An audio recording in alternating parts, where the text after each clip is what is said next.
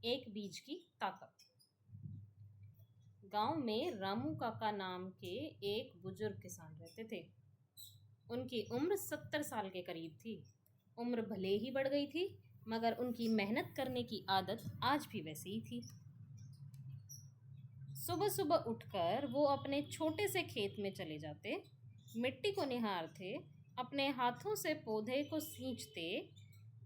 गांव के लोग भी काका का बहुत सम्मान करते थे, लेकिन काका अमीर नहीं थे। उनकी जिंदगी सादगी में बीत रही थी।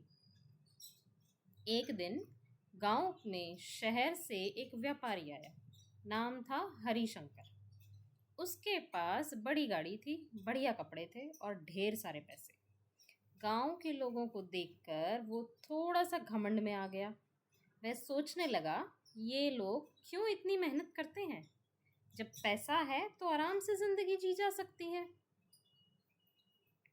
हरिशंकर ने देखा कि रामू काका अपने खेत में काम कर रहे हैं। वो उनके पास गया और बोला, काका, आप इतनी मेहनत क्यों करते हो? आपकी उम्र भी ज़्यादा है। ये खेत बेच दो, मैं आपको अच्छे पैसे दूंगा, फिर आप आराम से ज़िंदगी जी सकते हो। रामू काका मुस्कुराए, बोले, बेटा, मैं तुम्हें एक बात समझाता हूँ, ज़रा बैठो। काका ने एक छोटा सा बीज अपनी जेब से निकाला और उसे दिखाते हुए बोले, देखो इसे, यह छोटा सा बीज है। इसे देखकर शायद लगे कि इससे कुछ नहीं होगा, मगर अगर इसे सही समय पर सही ज़मीन में सही देखभाल के साथ बोया जाए तो यह बड़ा पेड़ बनता है।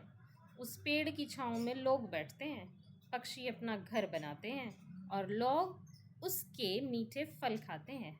समझे? हरिशंकर हंसते हुए बोला, काका, आज के ज़माने में बीज और पेड़ से क्या होगा? असली चीज़ तो पैसा है। काका मुस्कुराए और बोले, ठीक है, देखना इसे। उन्होंने वह बीज अपने खेत के कोने में बो दिया। समय बीतता गया। हरिशंकर गांव में ही रहने लगा।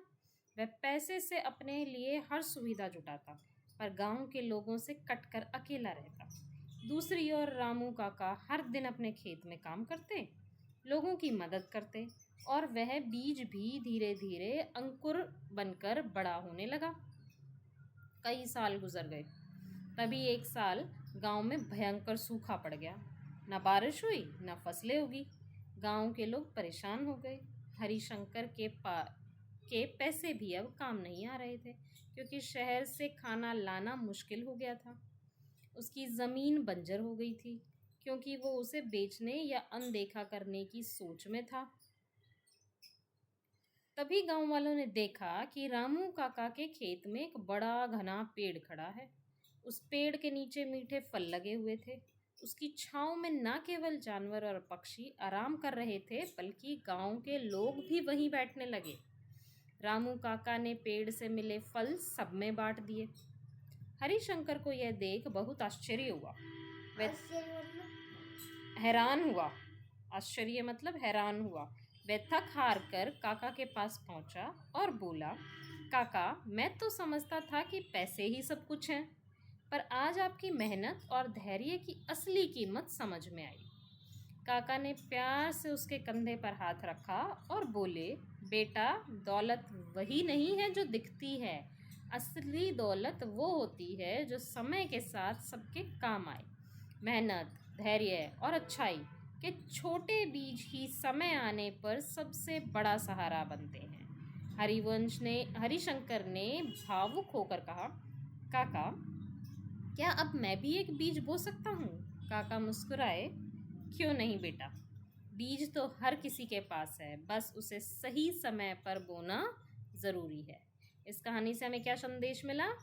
कि जीवन में धैर्य, परिश्रम और अच्छे कर्मों के छोटे छोटे बीज लगाना ज़रूरी है।